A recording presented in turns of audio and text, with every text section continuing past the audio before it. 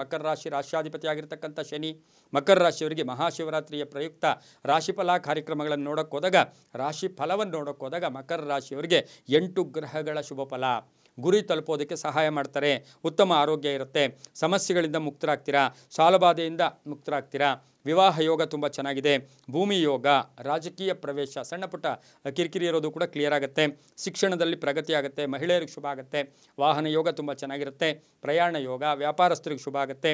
ಇವರು ಸಾಸಿವೆ ಎಣ್ಣೆಯಿಂದ ಶಿವನಿಗೆ ಅಭಿಷೇಕ ಮಾಡಿಸಿ, ಸಾಸಿವೆ ಎಣ್ಣೆಯಿಂದ ಶಿವನಿಗೆ ಅಭಿಷೇಕ ಮಾಡಿಸ್ಕೊಳ್ಳಿ.